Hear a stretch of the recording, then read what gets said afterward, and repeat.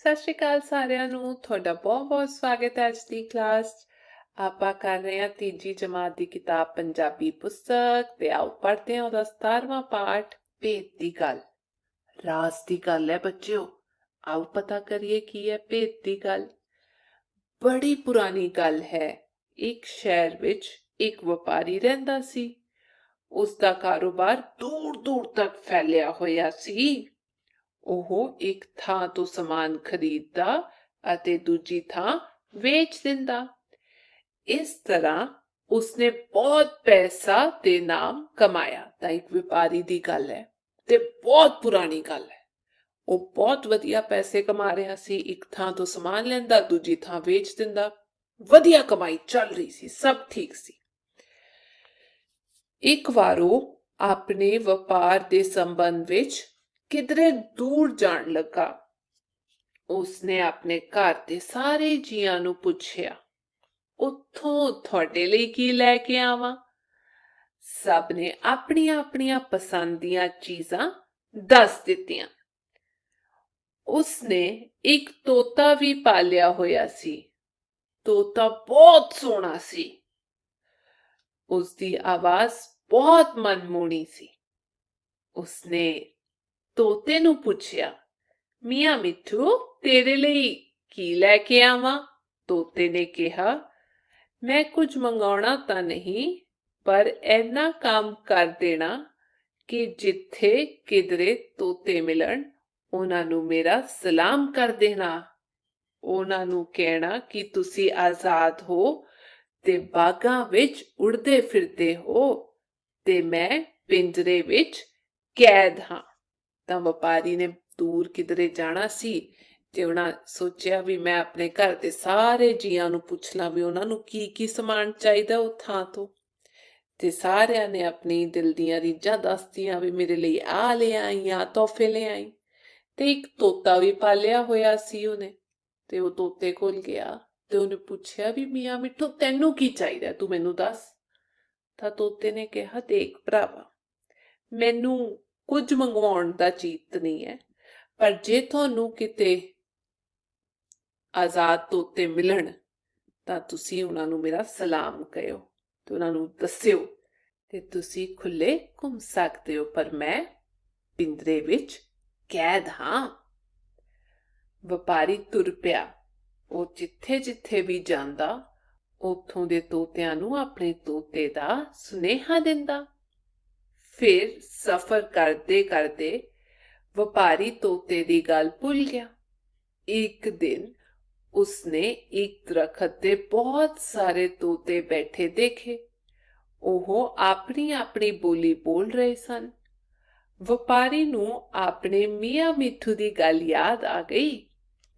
ਉਸਨੇ ਦਰਖਤ ਕੋਲ ਜਾ ਕੇ ਕਿਹਾ, ਐ ਆਜ਼ਾਦ ਤੋਤਿਓ, ਦੂਰ ਇੱਕ ਸ਼ਹਿਰ ਵਿੱਚ ਇੱਕ ਤੋਤਾ ਪਿੰਜਰੇ ਵਿੱਚ ਬੰਦ ਹੈ। ਉਸਨੇ ਤੁਹਾਨੂੰ ਸਲਾਮ ਕਿਹਾ ਹੈ। ਇਹ ਸੁਣਦਿਆਂ ਹੀ ਸਾਰੇ ਤੋਤੇ ਚੁੱਪ ਕਰ ਗਏ। ਤਾਂ ਵਪਾਰੀ ਆਪਣੇ ਕੰਮ ਲਈ ਨਿਕਲ ਪਿਆ, ਤੁਰ ਪਿਆ ਤੇ ਜਿੱਥੇ ਜਿੱਥੇ ਉਹਨੂੰ ਤੋਤੇ ਦਿਸਦੇ ਉਹ ਆਪਣੇ ਤੋਤੇ ਦਾ ਜਿਹੜਾ ਵੀ ਸੁਨੇਹਾ ਸੀ ਉਹ ਦਿੰਦਾ ਜਾਂਦਾ। ਇੰਜ ਕਰਦੇ ਕਰਦੇ ਬਹੁਤ ਦਿਨ ਲੰਘ ਗਏ ਤੇ ਉਹ ਭੁੱਲ ਵੀ ਗਿਆ ਆਪਣੇ ਤੋਤੇ ਦਾ ਸੁਨੇਹਾ ਹਰ ਤੋਤੇ ਨੂੰ ਦੇਣਾ।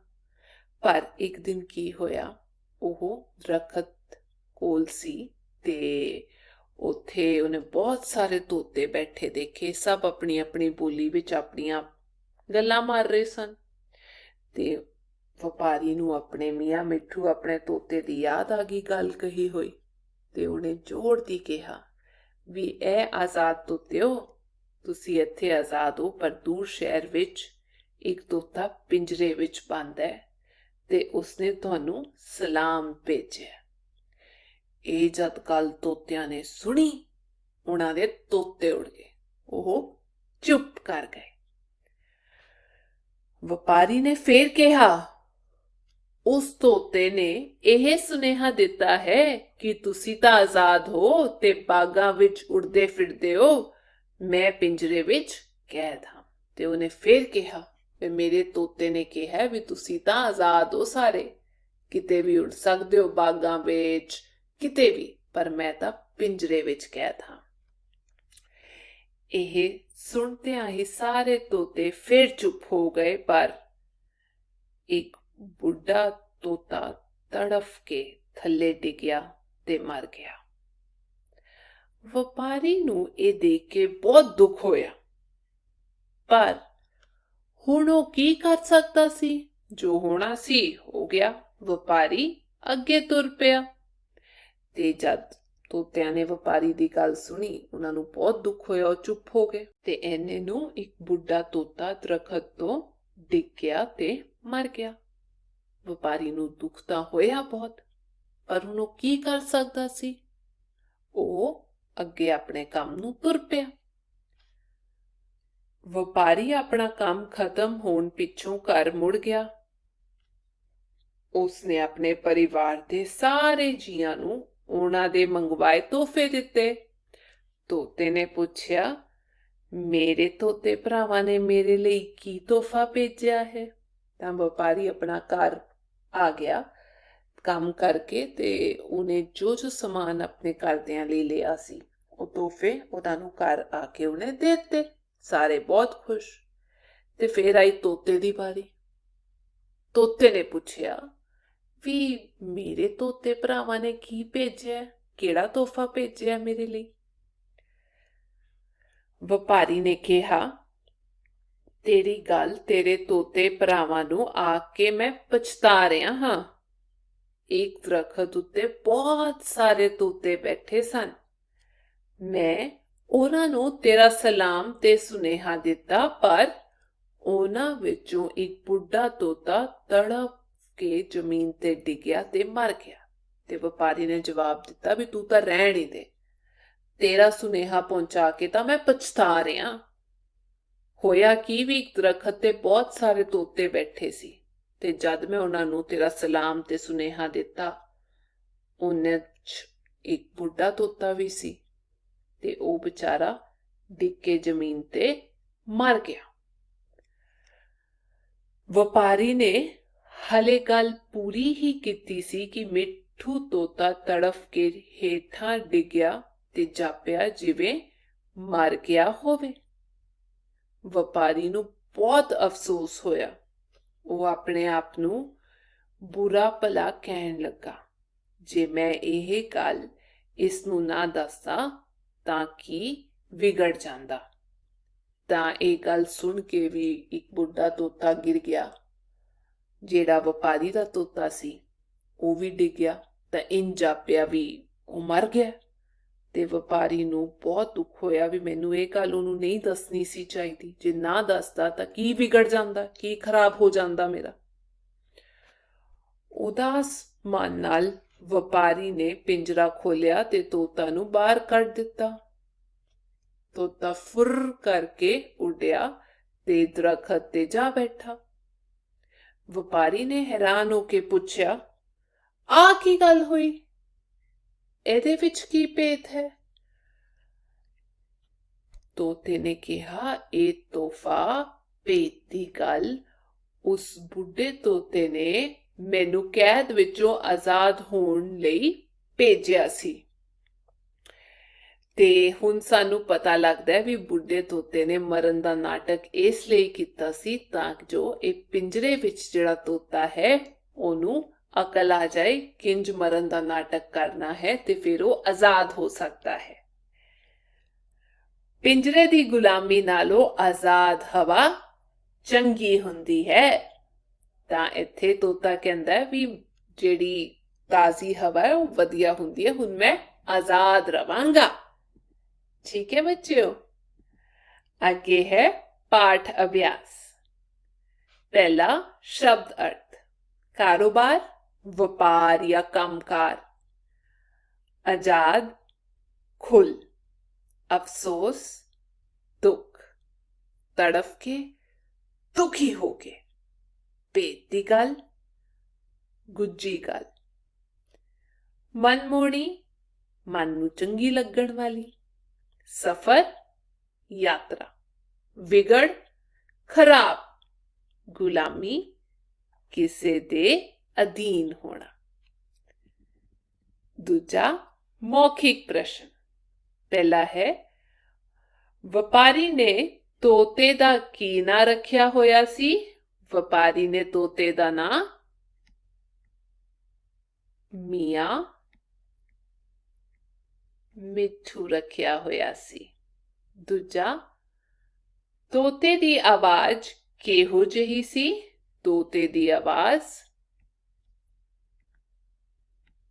ਮਨਮੋਹਣੀ ਸੀ। ਤੀਜਾ, ਤੋਤੇ ਨੇ ਆਪਣੇ ਸਾਥੀ ਨੂੰ ਕੀ ਕਹਿਣ ਲਈ ਕਿਹਾ?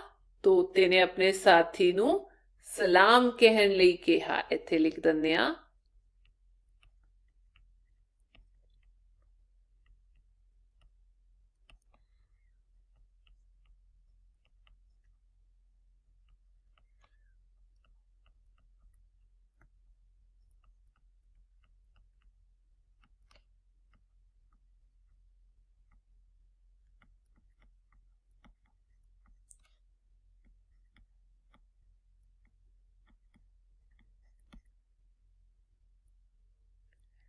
ਤੀਜਾ, ਠੀਕ ਉੱਤਰ ਅੱਗੇ ਸਹੀ ਦਾ ਨਿਸ਼ਾਨ ਲਗਾਓ।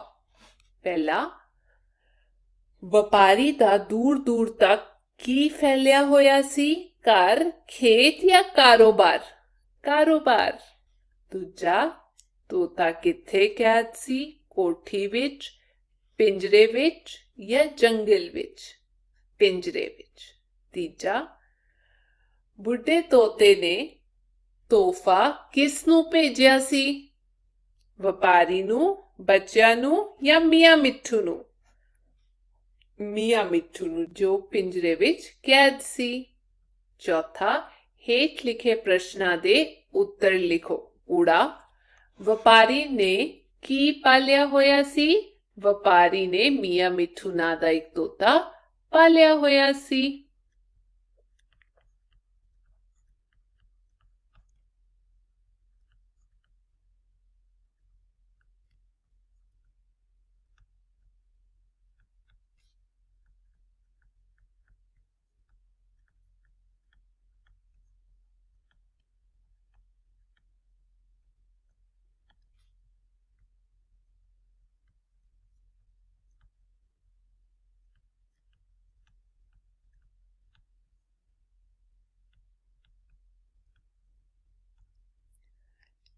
ਐੜਾ, ਮੀਆਂ ਮਿੱਠੂ ਨੇ ਵਪਾਰੀ ਨੂੰ ਕੀ ਕੰਮ ਦੱਸਿਆ? ਮੀਆਂ ਮਿੱਠੂ ਨੇ ਵਪਾਰੀ ਨੂੰ ਆਪਣਾ ਸਲਾਮ ਉਸਦੇ ਦੋਸਤਾਂ ਤੱਕ ਪਹੁੰਚਾਉਣ ਲਈ ਕਿਹਾ ਸੀ।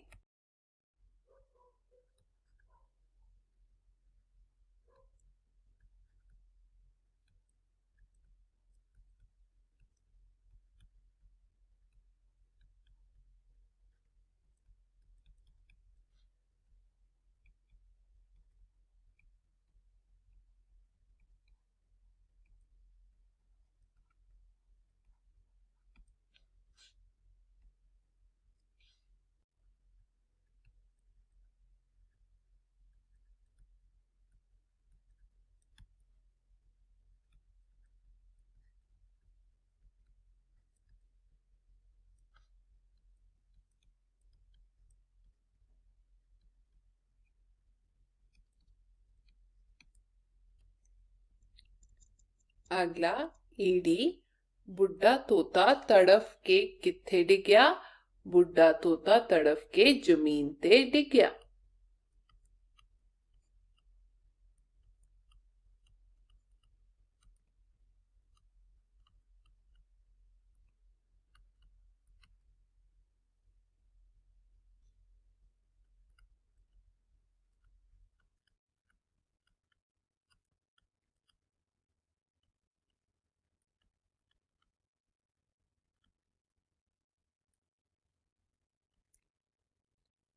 ससा, पिंजरे विच बैठा तोता उड़ के किथे बैठ गया? पिंजरे विच बैठा तोता उड़ के दरखत ऊपर बैठ गया।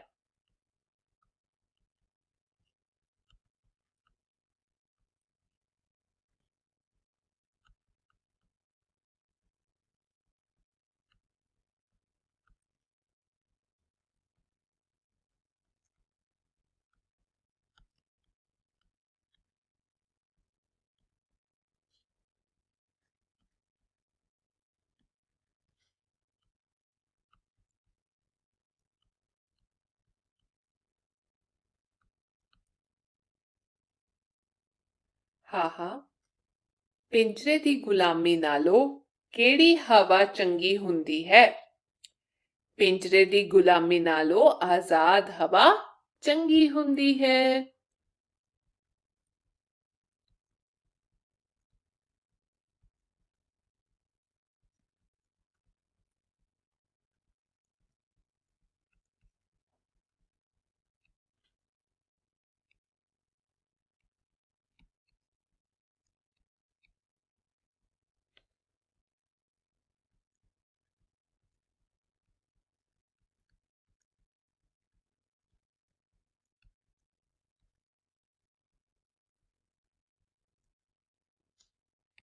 5ਵਾਂ ਸਮਝੋ ਤੇ ਲਿਖੋ।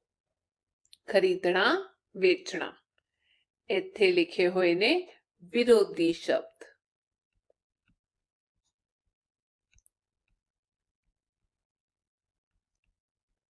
ਅੱਗੇ ਵੀ ਲਿਖਦੇ ਆ ਆਉਣਾ ਜਾਣਾ। ਪੁੱਛਣਾ ਦੱਸਣਾ।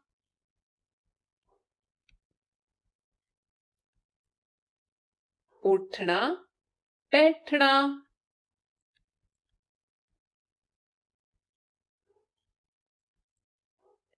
ਠੀਕ ਹੈ ਬੱਚਿਓ, ਇੱਥੇ ਆਪਾਂ ਲਿਖਦੇ ਸਾਰੇ ਵਿਰੋਧੀ ਸ਼ਬਦ। ਅੱਗੇ ਚੱਲਦੇ ਹਾਂ। 6ਵਾਂ ਦੱਸੇ ਅਨੁਸਾਰ ਸ਼ਬਦਾਂ ਨੂੰ ਮਿਲਾਓ। ਸਭ ਤੋਂ ਪਹਿਲਾਂ ਅਫਸੋਸ, ਜਿਹਦਾ ਅਰਥ ਹੈ ਦੁੱਖ। ਸਫਰ ਯਾਤਰਾ। ਪੈਸਾ ਧਨ। ਆਜ਼ਾਦ ਸੁਤੰਤਰ।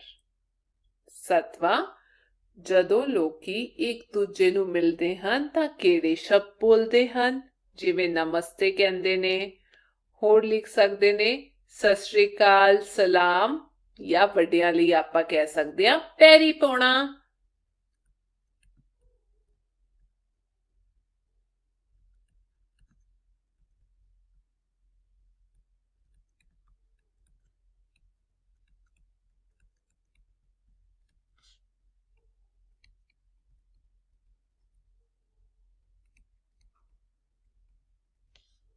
ਅੱਠਵਾਂ ਪ੍ਰਸ਼ਨ ਬੋਲ ਲਿਖਤ। ਅਧਿਆਪਕ ਪਾਠ ਵਿੱਚੋਂ ਸ਼ਬਦ ਚੁਣ ਕੇ ਬੋਲੇ ਅਤੇ ਬੱਚਿਆਂ ਨੂੰ ਲਿਖਣ ਲਈ ਕਹੇ। ਆਓ ਆਪਾਂ ਬੋਲ ਕੇ ਲਿਖਦੇ ਹਾਂ। ਕੁਝ ਸ਼ਬਦ ਦੇਖਦੇ ਹਾਂ ਤੁਹਾਨੂੰ ਆਉਂਦੇ ਜਾਂ ਨਹੀਂ।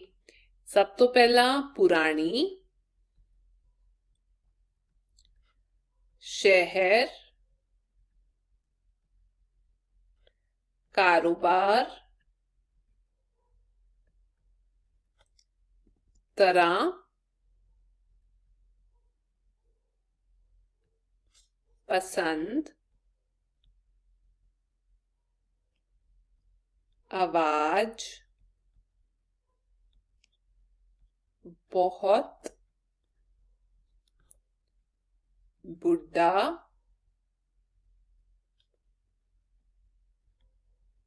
सफर, खत्म, पिंजरे, पेट। ठीक है बच्चों, इसी अज की क्लास से मैं उम्मीद करती हाँ थानू वधिया लगी होएगी। हुण आपां अगली क्लास मिलांगे, तब तक अपना ध्यान रखियो। सत श्री अकाल।